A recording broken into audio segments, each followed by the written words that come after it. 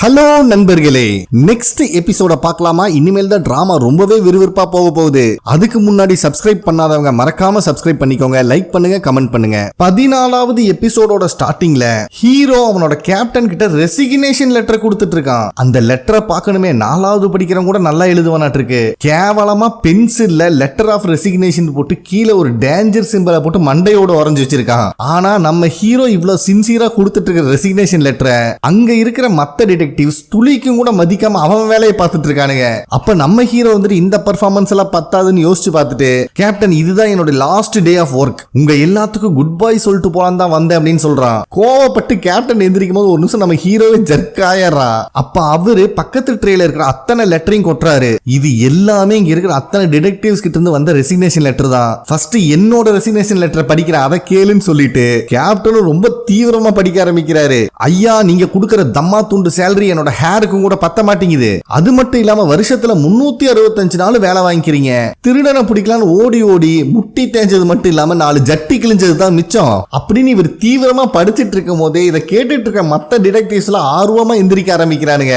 Violent crime second யூனிட்டோட கேப்டன்ங்கிற முறையில இந்த ஜாபுக்கு நான் ஃபிட் இல்லன்னு ஃபீல் பண்றேன். அது எல்லாத்துக்கும் காரணம் என் டீம்ல இருக்க ஒருத்தர் ரிசைன் பண்றான்னு சொல்றான் பாத்தீங்களா, அவன் தான் என்னை ரொம்பவே மன உளைச்சலுக்கு ஆளாக்கிட்டு இருக்கான் அப்படின்னு ஹீரோ தான் இன்டைரக்டா குத்துன்னு குத்திட்டு இருக்காரு. சோ அந்த பக்கி மட்டும் நேக்கா வேலையை விட்டுட்டு நார்மல் லைஃப் வாழலாம்னு ஆசைப்படுறான். கண்டிப்பா அதுக்கு நான் ஒத்துக்க மாட்டேன். அவனை கொன்னுட்டு நான் ஜெயிலுக்கு போனாலும் போவனே தவிர அவனை சந்தோஷமா வாழ விட மாட்டேன் அப்படின்னு படிக்கிறாரு. இதை கேட்கும் போது ஹீரோக்கு என்ன சொல்றதே தெரியல. ஐயா, ரொம்ப அருமையா கவிதை எழுதி வச்சிருக்கீங்க அப்படின்னு சொல்லி கையெல்லாம் தட்டிட்டு இருக்கான். மத்த டிடெக்டிவ்ஸும் வேற வழி இல்லாம கை தட்டுறானுங்க. அப்ப கேப்டன் இருந்துட்டு, தம்பிகளா நீங்க எந்த அளவுக்கு மன உளைச்சலுக்கு ஆளாகிறீங்கன்னு எனக்கு புரியுது. இங்க இருக்கிறவங்கள யாரு வேணா ரிசைன் பண்ணலாம், அது அவங்க பர்சனல் ஒப்பீனியன். ஆனா அங்க ஒரு போஸ்டர்ல திருடங்க போட்டோலாம் இருக்கு பாத்தீங்களா, அதுல இருக்கிற எல்லாத்தையும் ஃபர்ஸ்ட் அரெஸ்ட் பண்ற வேலையை பாருங்க. ஒரு திருடனும் இல்லன்னு ஆனதுக்கு அப்புறம் நீங்க ரிசைன் பண்றத பத்தி யோசிக்கலாம் அப்படின்னு சொல்லிடுறாரு. இவ்வளவு கேட்டதுக்கு அப்புறம் ஹீரோ என்ன பண்ண முடியும்? அவன் கொண்டு வந்த ரெசிக்னேஷன் லெட்டர் அவனை கிழிச்சு போட்டு போயிடுறான். அதே டைம்ல போலீஸ் ஹெட் இந்த ப்ராசிக்யூட்டரோட டைரக்டர் தான் வந்து மீட் பண்ணிருக்காரு. இவன் தான் டைரக்டா கமிஷனர் ஆகணும்னு ஆசைப்பட்டு இருக்கானே. அப்போ டைரக்டர் இருந்துட்டு, உங்களுக்கு என்னப்பா பிரச்சனை, நீ எல்லாம் நல்ல ஃபேமிலில இருந்து வந்தவன், என்னை மாதிரியா, எங்களுக்கு எல்லாம் நிறைய வீக்னஸ் இருக்கும் அப்படிங்கிற மாதிரி சொல்றான். இத கேட்கும் போதே போலீஸ் ஹெட்டோட ஃபேஸ் மாறுது. ஏன்னா இதுக்கு முன்னாடி இந்த ஆளு போலீஸ் கமிஷனர் கிட்ட நம்ம எப்படியாவது டைரக்டரோட வீக்னஸ் தெரிஞ்சு வச்சுக்கணும், அது என்னைக்காவது உங்களுக்கு யூஸ்ஃபுல்லா இருக்கும் அப்படின்னு சொல்லியிருப்பான். சோ கமிஷனர் தான் போட்டு கொடுத்திருக்கான் அப்படிங்கிறது இவருக்கு நல்லா தெரியுது. அதுக்கு சாரியும் சொல்லிட்டு, கமிஷனர் கொஞ்சம் ஓவரா பண்ற மாதிரி தெரிஞ்சது, அதனாலதான் நான் அவர்கிட்ட அப்படி பேசினேன். அது மட்டும் இல்லாம அவர் ஹீரோ கூட கொஞ்சம் க்ளோஸா இருக்காரு.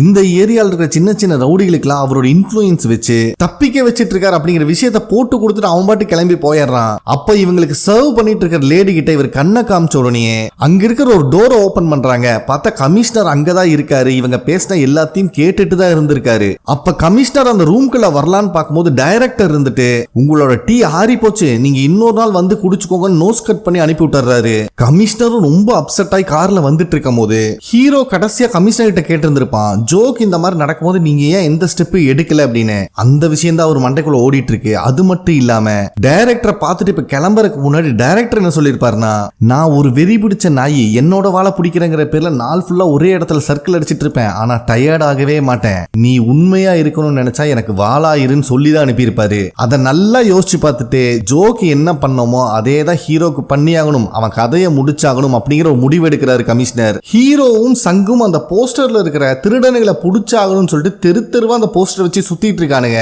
அப்ப கரெக்டா அந்த பிக் பாக்கெட் பொண்ணு பிக் பாக்கெட் அடிச்சுட்டு ஓடுறதையும் பாத்துறாங்க. பட் செகண்ட் ஹீரோக்கு ரொம்பவே க்ளோஸ் ஆனவ, அதனால சங்க டைவர்ட் பண்ணி விட்டு ஹீரோவை சேஸ் பண்ண ஆரம்பிக்கிறான். நடுவுல இன்னொரு போலீஸ் வண்டி வேற வந்துருது. நானும் டிடெக்டிவ் தான்ப்பா, அந்த பொண்ணு இந்த சைடு போனான்னு சொல்லி அந்த போலீஸ் வண்டி டைவர்ட் பண்ணி விட்டுறான். ஒரு வழியா திருட்டு பொண்ணையும் கண்டுபிடிச்சு அவளுக்கு ஃபுட் எல்லாம் வாங்கி கொடுத்துட்டு இருக்கான் ஹீரோ. ஆனா இந்த திருட்டு பொண்ணுக்கு தான் ஹீரோவை பார்க்கும்போது ரொம்பவே சர்ப்ரைசிங்கா இருக்கு. ஏன்னா செகண்ட் ஹீரோ மட்டும்தான் அவளை கோ பாங் அப்படின்னு சொல்லி கூப்பிடுவான். நம்ம ஹீரோ பார்க்கும் போதெல்லாம் அப்படி கூப்பிட்டு இருக்கானே அப்படின்னு சொல்லிட்டு ஓப்பனாவே கேட்டுறா. ஆனா உள்ள இருக்கிற செகண்ட் ஹீரோங்கிறது அவளுக்கு தெரியல.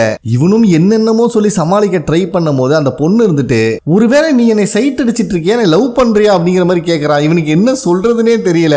ஒழுங்கு மரியாதை இருக்கிற ஃபுட் எல்லாம் சாப்பிட்டு முடிச்சிட்டு கிளம்பு அப்படின்னு சொல்லிட்டு இவன் பாட்டுக்கு போயிடுறான். இவளும் சாப்பிட்டு முடிச்சுட்டு புலம்பிக்கிட்டே வந்துட்டு இருக்கா. யாரா இவன், ரொம்ப பழகின மாதிரி பேசுறான். ஆனா இவன் தான் செகண்ட் ஹீரோ அரெஸ்ட் பண்ணி உள்ள போட்டது அப்படின்னு யோசிச்சுட்டு வந்துட்டு இருக்கும் போது முன்னாடி நடந்து போறவனோட பர்ஸ் இவ கண்ணை உறுத்துது. அதனால அந்த ஆளை ஃபாலோ பண்ணிட்டு ஒரு ரெஸ்டாரண்ட்டுக்குள்ளேயும் வந்து பிக் பாக்கெட் அடிக்கலான்னு பார்க்கும்போது அவன் கையங்காலுமா பிடிச்சிடறான். இருக்கான். சோ இது வேற யாரும் இல்ல, ஹீரோவோட பார்ட்னர் சங்கு தான். இவனுக்கு தான் ஆல்ரெடி இவளை நல்லா தெரியுமே. சோ ரெண்டு பேரும் உட்காந்து பேசும்போது எதுக்குமா என் பட்டாக்ஸை தேய்ச்சிட்டு இருந்த அப்படிங்கிற மாதிரி ஓப்பனாவே கேட்டுறான். அப்ப இந்த திருட்டு பொண்ணு இருந்துட்டு அப்படியெல்லாம் ஒண்ணு இல்லைங்க, பின்னாடி ஒரு டஸ்ட் இருந்துச்சு தொடச்சு விட்டுட்டு இருந்தேன் அப்படின்னு சொல்லி சமாளிக்கிறா. அப்பாடா இப்பதான் எனக்கு நிம்மதியா இருக்கு, ஏன்னா இந்த ஏரியால திருட்டு பசங்க அதிகம் கேள்விப்பட்டேன். உன்னைய பார்த்தா நல்லவ மாதிரி தான் தெரியுதுன்னு சொன்னோன்னு சாப்பிட்டுட்டு இருந்த அவளுக்கே பொறையேறிடுது. அதே டைம்ல சிவனேன்னு போயிட்டு இருந்த ஹீரோயினை ஹீரோ ஃபாலோ பண்ணிட்டு இருக்கான். இவளுக்கும் ஒரு கட்டத்துல யாரோ பின்னாடி வராங்கன்னு தோணுது. திரும்பி பார்க்கும்போது பயபுள்ள அங்க இருக்கிற பப்ளிக் கிட்ட பேசுற மாதிரி சமாளிச்சு தப்பிச்சிடறான். ஹீரோயினும் அந்த ஸ்ட்ரீட் ஷாப்ல இருக்கிற ஒரு கடையில செயினை பாக்குற அவருக்கு ரொம்ப பிடிச்சிருக்கான $25 சொன்னாலும் அது வாங்காம போயிடுறா. பின்னாடியே வந்த ஹீரோ சும்மா விடுவானா, அது செகண்ட் ஹீரோ வேற, அதை உடனே பேக் பண்ணி வாங்கிட்டு வந்துடுறான். ஒரு கட்டத்துக்கு மேல ஹீரோயினால பொறுமையா இருக்க முடியல. எத்தனை நேரம்ப்பா ஒளிஞ்சிட்டே வர போற, ஒழுங்கு முறையா முன்னாடி வா அப்படின்னு சொன்னதுக்கு அப்புறம் தான் பயபுள்ள முன்னாடியே வந்து நிக்கிறான். ஆமா எதுக்கு நீ என்னையவே ஃபாலோ பண்ணிட்டு வந்துட்டு இருக்க, நேத்து பேசும்போதே நான் கேட்ட உனக்கான பொண்ணு நான் தான், நீ தான் பதில் சொல்லலையே அப்படிங்கிற மாதிரி சொல்லிடுறா. பட் இப்ப இருக்கிறதா செகண்ட் ஹீரோ ஆச்சே, யாருமா சொன்னது எனக்கான பொண்ணு நீதான், எவன் சொன்னாலும் நம்பாத அப்படின்னு ரொம்ப உணர்ச்சி பொங்க பேசிட்டு இருக்கான். சோ இவன் பேசிட்டு இருக்கிறத பார்க்கும் போதே ஹீரோயினுக்கு கிளியரா தெரிஞ்சிருது நேத்து பேசின ஹீரோ இவன் கிடையாது. இவன் பாக்குற பார்வை பேசுற பேட்டர்ன் எல்லாமே சேஞ்ச் ஆயிருக்கு அப்படின்னு. இவனும் வளவலான்னு பேசிட்டு இருக்கான். அதை எதையும் கண்டுக்காம ஹீரோயின் எதையும் மைனூட்டா வாட்ச் பண்ற மாதிரி தெரியுது. அதுக்கப்புறம் ஹீரோ வலுக்கட்டாயமா அங்க கூப்பிட்டு வந்திருக்கா. வந்திருக்கிறது வேற எந்த இடமும் கிடையாது. ஃபர்ஸ்ட் ஹீரோக்கு ஒரு லேடி குறி சொல்லிருப்பாங்க பாத்தீங்களா, அங்கதான் வந்திருக்காங்க ரெண்டு பேரும். செகண்ட் ஹீரோக்கு இந்த லேடியை பத்தி இன்னும் தெரியல. அப்ப ஹீரோயின் இருந்துட்டு அந்த லேடி கிட்ட இவன் ரெண்டு வித்தியாசமான ஆளுங்க மாதிரி நடந்துக்கிறான், இவன் உடம்புக்குள்ள பேய் ஏதாவது இருக்கு மாட்டிருக்கா அப்படிங்கிற மாதிரி சொல்றா. செகண்ட் ஹீரோ ரொம்ப கேஷுவலா உட்காந்துருக்கான், அந்த லேடினால கண்டுபிடிக்க முடியாதுன்னு நினைச்சிட்டு. அப்ப அந்த லேடி இருந்துட்டு உங்க ரெண்டு பேத்துக்குள்ள கனெக்ஷன் ரொம்பவே ஸ்ட்ராங்கா இருக்கு அப்படின்னு சொல்லும் போது செகண்ட் ஹீரோ வந்துட்டு எனக்கு ஹீரோயினுக்கு எப்பவுமே நல்லா ஸ்ட்ராங்கா இருக்குன்னு எனக்கு தெரியுமே அப்படின்னு சொல்லிடுறான். ஆனா அந்த லேடி ஹீரோயினை பார்த்து இப்ப நீ பார்த்துட்டு இருக்கிறவன் நல்லவன் கிடையாது, ஆனா உனக்கான கனெக்ஷன் ஒருத்தன் கூட ரொம்ப ஸ்ட்ராங்கா இருக்கு, அவனை நீ ஆல்ரெடி மீட் பண்ணிட்டேன்னு ஃபர்ஸ்ட் ஹீரோ தான் மென்ஷன் பண்றாங்க. அதுக்கப்புறம் அங்கிருந்து வந்துடுறாங்க. ஹீரோயின் தூங்க ட்ரை பண்ணாலும் இந்த விஷயம் தான் அவன் மைண்டுக்குள்ள ஓடிக்கிட்டே இருக்கு, யார் அந்த பர்சனா இருப்பாங்க அப்படின்னு. நெக்ஸ்ட் டே ஹீரோ ஸ்டேஷன்ல தூங்கிட்டு இருக்கும் போது நம்மளுக்கு ஒரு கேஸ் வந்துருச்சு அப்படின்னு ஒரு சத்தம் கேட்டு தான் எந்திரிக்கிறான். இவனும் அவன் பார்ட்னர் சங்கு கூட சம்பவம் நடந்த இடத்துக்கு வந்தா நிறைய போலீஸ்காரங்க இருக்காங்க. பயபுள்ளைக்கு என்ன நடந்துச்சுனே தெரியாம இங்க வந்திருக்கான். சிரிச்சுக்கிட்டே உள்ள வரும்போது அங்க ஃபுல்லா பிளட்டா இருக்கு. இதை பார்க்கும் போது ஹீரோவோட ஃபேஸ் மாறுது. அதாவது செகண்ட் ஹீரோ, ஏன்னா அவன் தான் சின்ன வயசுல அவங்க அப்பாக்கு ஆக்சிடென்ட் ஆனதுல இருந்து அவனுக்கு பிளட்னு ஆகாதட்டு இருக்கு. சரி இங்க இருந்து எஸ்கேப் ஆயலான்னு பார்த்தா கேப்டன் வேற அவனை உள்ள கூப்பிட்டு வந்துடுறாரு மறுபடியும். அப்ப அங்க இருக்கிற டிடெக்டிவ் வந்துட்டு ராத்திரி 2 மணிக்கு இந்த வீட்டுக்கு திருட வந்திருக்கான். அதுல விக்டிம் மின் அப்படிங்கிற லேடிக்கு ரொம்பவே அடிபட்டு இருக்கு, அவளை ஹாஸ்பிட்டல்ல சேர்த்திருக்காங்க, பாய் ஃப்ரெண்டும் அவன் கூட தான் இருக்கான் அப்படிங்கிற விஷயத்த சொல்றான். அப்ப இன்னொரு டிடெக்டிவ் இருந்துட்டு அந்த ராபரி பண்ண வந்தவன் இந்த வீட்டை உடச்சிட்டு உள்ள வரும்போது தான் அவன் பாய் ஃப்ரெண்டும் இங்க வந்திருக்கான். 2 பேத்துக்கு நடுவுல சண்டை ஆயிருக்கு. இங்க தரையில சிந்தி இருக்கிறது எல்லாமே அவன் பாய் ஃப்ரெண்டோட பிளட் தான். இந்த சண்டையில தான் அந்த மின்னுங்கிற லேடிக்கு அடிபட்டு இருக்கு அப்படிங்கிற விஷயத்த சொல்றான். ஹீரோவும் இங்க இருந்து நேக்கா எஸ்கேப் ஆகலான்னு பாக்குறான். பட் கேப்டன் விடுற மாதிரி இல்ல. அப்ப அந்த ஃபாரன்சிக் டீம்ல இருக்கிறவன் தெரியாம ஹீரோ இடிச்சுனா பைபிள ஸ்லிப் ஆகி கீழே விழுந்துடுறான். இந்த ஆக்சிடென்ட்ல அந்த பிளட்டையும் பாத்துறாங்க. சோ ஹீரோவோட உடம்புல இருந்து செகண்ட் ஹீரோட சோல் வெளியே வந்துருச்சு. இதுல செகண்ட் ஹீரோக்கு சரியான அப்செட் தான். ஏன்னா திரும்பி உள்ள போறதுக்கு அவன் எவ்வளவு கஷ்டப்படணும்னு அவனுக்கு மட்டும் தான் தெரியும். இப்ப கண்ண முழிக்கிற ஹீரோ அங்க இருக்கிற டிடெக்டிவ் புடிச்சு திட்டுன்னு திட்டிட்டு இருக்கான். இதுல அந்த டிடெக்டிவ் கோவம் வந்துருது. ஏன்னா நீயா வந்து என் காலில் வந்துட்டு லூசு மாதிரி திட்டிட்டு இருக்க அப்படின்னு மொக்க பண்ணி விட்டுறான். அப்பதான் ஹீரோ பக்கத்துல இருக்கிற செகண்ட் ஹீரோவையே நோட் பண்றான். அதுக்கப்புறம் 2 பேரும் பேச ஆரம்பிக்கிறாங்க. உண்மையை சொல்லு, அன்னைக்கு ஹாட் பாத் எடுக்கிற அன்னைக்கு வலுக்கட்டாயமா நீ தான் கூட்டு போக ட்ரை பண்ண, அந்த கேங்ஸ்டரை பார்த்துட்டு வரும்போது தண்ணியை ஊத்துனது நீ தான், இதுக்கு என்னடா ரீசன் கேட்கும் போது செகண்ட் ஹீரோவும் சொல்லிடுறான், தண்ணி இருந்தா மட்டும்தான் என்னால உடம்புக்குள்ள வந்து உன்னை பொசஸ் பண்ண முடியும் அப்படின்னு. சரிடா என் உடம்பை விட்டு எப்படா வெளியே வரேன்னு கேட்கும்போது அவங்ககிட்ட பதிலே வரல. ஆனா நம்ம ஹீரோக்கு தெரிஞ்சிருது இதுக்கு முன்னாடி ஆக்சிடென்ட் நடந்தப்போ இவனுக்கு அடிபட்டு ரத்தம் வந்திருக்கும். அது மட்டும் இல்லாம இப்ப இந்த வீட்டுல ஸ்லிப் ஆகி விழுகும் போது கூட பிளட் தான் பார்த்திருப்பான். ஓ இது எல்லாத்துக்கும் பிளட் தான் காரணமா ராஜன் கேட்டோன்னு செகண்ட் ஹீரோவை இம்ப்ரெஸ் ஆயிடுறான். இப்ப தெரியுதுடா ஏன் நீ போலீஸா இருக்கன்னு, செம மூளை அப்படின்னு பாராட்டிட்டு இருக்கான் ஹீரோவை. ஆனா இதையெல்லாம் கண்டுக்காம அவன் பாட்டுக்கு போயிடுறான். இப்ப செகண்ட் ஹீரோட பொழப்பு தான் திண்டாட்டமா இருக்கு. நான் கஷ்டப்பட்டு கண்டுபிடிச்ச விஷயத்த பயபுல மூளையை யூஸ் பண்ணி 2 நிமிஷத்துல கண்டுபிடிச்சிட்டான். இதுக்கப்புறம் எப்படா இவன் உடம்புக்குள்ள நம்ம போறது அப்படின்னு யோசிச்சுக்கிட்டு பேந்த முழிச்சுக்கிட்டே பின்னாடி போயிட்டு இருக்கான். அதுக்கப்புறம் 2 டிடெக்டிவ்ஸ் இந்த கேஸை இன்வெஸ்டிகேட் பண்ணிட்டு இருக்கிற போலீஸ் ஆபீசர் கிட்ட போய் விசாரிக்கும் போது நாங்க போகும்போதே அந்த வீடு ஃபுல்லா கலைஞ்சு கிடந்துச்சு. அந்த விக்டிம் மின்னுங்கிற லேடி அடிபட்டோன்னே அன்கான்சியஸ் ஆயிட்டாங்க. அவ பாய் ஃப்ரெண்டு தான் கரெக்டான டைம்ல ஹாஸ்பிட்டல்ல சேர்த்திருக்கான். சொல்ல போனா அந்த பொண்ணை காப்பாத்தினதே அவ பாய் ஃப்ரெண்டு தான் அப்படின்னு அந்த ஆபீசர் சொல்றாரு. அதுக்கப்புறம் அங்க பக்கத்துல இருக்கிறவங்க கிட்ட விசாரிக்கும் போது நைட்டு 2 பேர் சண்டை போடுற மாதிரி சத்தம் கேட்டுச்சு. அந்த பொண்ணு வேற கத்தி கதறிட்டு இருந்தா அப்படின்னு ஒரு லேடி சொல்றாங்க. அதுக்கப்புறம் இந்த மின்னோட ஃப்ரெண்டுகாரி இருந்துட்டு அவ என்னைக்கு பாய் ஃப்ரெண்டுன்னு இவனை பிடிச்சாலோ அன்னையிலிருந்து அவ சரி கிடையாது, எங்க கூட எங்கேயும் வெளியே வரமாட்டா, எப்பவுமே அவ பாய் ஃப்ரெண்ட் கூடயே இருந்துட்டு இருப்பான் அப்படிங்கிற விஷயத்த சொல்றா. இப்ப ஹாஸ்பிட்டல்ல இருக்கிற அந்த விக்டிம் பொண்ணு மின்னதா காட்டுறாங்க. பாய் ஃப்ரெண்டுக்கார அவன் கையை விடுற மாதிரி தெரியல, கூடயே நின்னுட்டு இருக்கான். அப்ப டாக்டர் இருந்துட்டு எல்லா ரிசல்ட்டும் கிளியரா இருக்கு, ஆனா அவ ஏன் இன்னும் கண்ணை முழிக்கலன்னு எனக்கு தெரியல, மேபி கொஞ்ச நேரத்துல அவ கண்ணை முழிச்சிரும் அப்படின்னு சொல்லிட்டு இருக்கும் போது தான் ஹீரோ அவ கையில இருக்கிற தழும்ப பாக்குறான். அதை பத்தி பாய் ஃப்ரெண்ட் காரன் விசாரிக்கும் போது அவ ஸ்டெப்ஸ்ல இருந்து கீழே விழுந்துட்டா கொஞ்ச நாளைக்கு முன்னாடி அப்படின்னு அவன் சொல்றான். அந்த பாய் ஃப்ரெண்ட் காரனும் அழுதுகிட்டே தயவு செஞ்சு இதுக்கு காரணமானவனை உயிரோடு உற்றாதீங்க அப்படின்னு சொல்றான். இவன் நல்லவனா கெட்டவனானே தெரியல. நம்ம சங்குக்கு இந்த லேடியோட ஃபேஸ பார்க்கும்போது எங்கேயோ பார்த்த மாதிரியே தோணுது, ஆனா எங்கன்னு ஸ்ட்ரைக் ஆகல. அதுக்கப்புறம் பாய் ஃப்ரெண்ட் காரனை கூப்பிட்டு பேசும்போது அவனும் ரொம்ப ஃபீல் பண்ணி பேசுறான். அப்பதான் பாய் ஃப்ரெண்ட் காரனோட கையில அடிபட்டு இருக்கிறத சங்கு நோட் பண்ணிடுறான். ஆனா பாய் ஃப்ரெண்ட் காரன் இதெல்லாம் ஒரு விஷயம் இல்ல, என்னால என் கேர்ள் ஃப்ரெண்டை காப்பாற்ற முடியாம போச்சு அப்படின்னு சொல்லிட்டு இருக்கும்போது ஹீரோ வந்துடுறான். சரிடா அந்த திருட எப்படிதான் இருந்தான்னு கேட்கும்போது என்னை விட ஹைட்டா நல்ல பாடியா இருந்தா அப்படின்னு ஒரு கதையை விட்டுட்டு இருக்காங்க.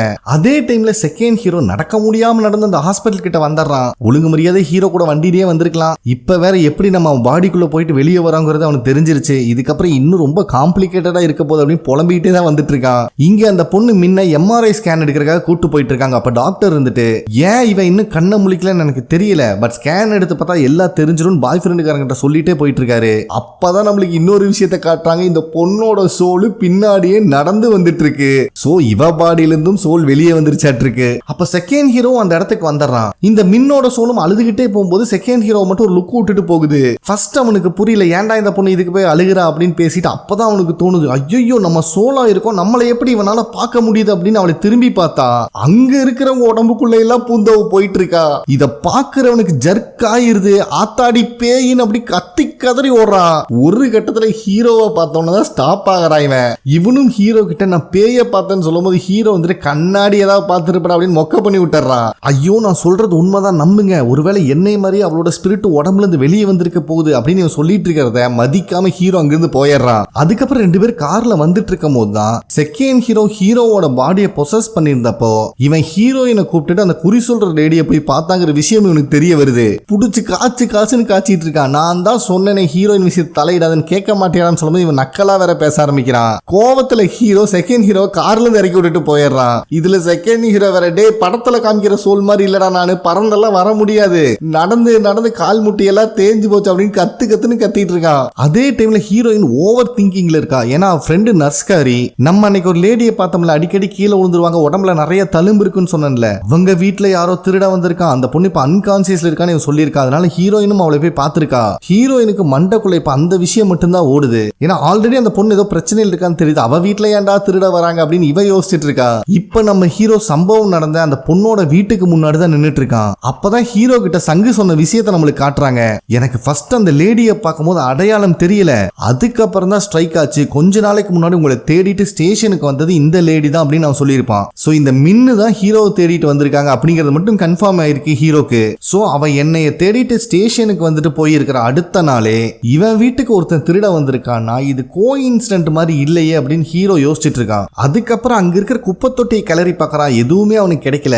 அந்த வீட்டையே நோட்ட விடும் போதுதான் மாடிக்கு ஒரு ஸ்டேர் கேஸ் போறதை நோட் பண்றான். இவனும் மாடி மேல ஏறி வந்து பார்த்தாதான் தெரியுது நிறைய திங்ஸ் அங்க போட்டு வச்சிருக்காங்க. அதுல நிறைய ஐட்டம்ஸ் கிஃப்ட் கொடுக்குற ஐட்டமா இருக்கு. ஒவ்வொன்னா செக் பண்ணிட்டு இருக்கும் போது ஒரு டி ஷர்ட்ல பிளட் ஸ்டெயின் இருக்கிறத நோட் பண்றான். அப்ப பின்னாடி இருந்து ஒரு சத்தம் கேக்குது, யாருன்னு பார்த்தா வந்திருக்கிறது ஹீரோயின். அவளும் அவளோட நியூஸ் சேனலுக்கு ஏதாவது டீடைல் கிடைக்குமான்னு தேட்டருக்கு தான் வந்திருக்கா. ஹீரோ வந்துட்டு இதெல்லாம் திருட்டு போறதுக்கு முன்னாடியே மாடியில வீசி இருக்காங்க, ஏன்னா வீட்டுல இருந்த பொருளை ஃபாரன்சிக் டீம் எடுத்துட்டு போயிட்டாங்க அப்படிங்கிற விஷயத்த சொல்றான். சோ அந்த பொருளை செக் பண்ணி பாக்குற ஹீரோயினுக்கு ஒண்ணு மட்டும் கிளியரா புரியுது, அந்த பொண்ணு அந்த பாய் ஃப்ரெண்ட் கூட பிரேக்கப் பண்ணணும்னு நினைச்சிருக்கா. அதனாலதான் அவன் வாங்கி கொடுத்த கிஃப்ட் அத்தனையும் தூக்கி வீசி இருக்கா. ஏன்னா எந்த பொண்ணா இருந்தாலும் பிரேக்கப் பண்ணணும்னு நினைச்சா மட்டும்தான் இதெல்லாம் பண்ணுவாங்க அப்படிங்கிற விஷயத்த சொல்றா. நம்ம ஹீரோக்கு தான் இதுல எக்ஸ்பீரியன்ஸ் இல்லையே, இதை பத்தி அவனுக்கு ஒன்னும் புரியல. அப்ப ஹீரோயின் இருந்துட்டு ஹீரோவோட கையவே எடுத்து புடிச்சிட்டு, பாத்தியா இந்த மாதிரி ஹார்ஷா பிடிக்கிறதே ஒரு வைலன்ஸ் தான், நிறைய பேர் இப்ப படம் டிராமாலாம் பார்த்து தப்பா புரிஞ்சுக்கிறாங்க அப்படின்னு சொல்லிட்டு ஹீரோ அங்கிருந்து தள்ளி விடுறா. இவளும் ஹீரோ மேலதான் வந்து உழுகுறா. இப்ப ஒருத்தர் மேல ஒருத்தர் உளுந்தமா இதை டிராமால பாக்குறதுக்கு ரொமான்டிக்கா இருக்கும், பட் உளுந்தவனுக்கு தான் தெரியும் அடியோட வலி அப்படின்னு இவன் எக்ஸ்பிளைன் பண்ணிட்டு இருக்கும் போதே இதுதான் சான்ஸ், நம்ம ஹீரோயினை கிஸ் பண்ணிடுறா. இவளுக்கு தான் இது ஷாக்கிங்கா இருக்குன்னு பார்த்தா பாவம் நொந்து நூடுல்ஸாய் அங்க வந்து நின்னுட்டு இருக்கிற செகண்ட் ஹீரோக்கு தூக்கி வாரி போடுது. சோ ஹீரோவும் ஹீரோயினும் ஒருத்தர் பார்த்துட்டு இருக்காங்க. இந்த இடத்துல இந்த எபிசோட் அருமையா கம்ப்ளீட் பண்றானுங்க. ஓகே ஃப்ரெண்ட்ஸ், கண்டிப்பா உங்களுக்கு பிடிச்சிருக்கும் நம்புறேன். நெக்ஸ்ட் எபிசோட்ல மீட் பண்ணலாம். நன்றி.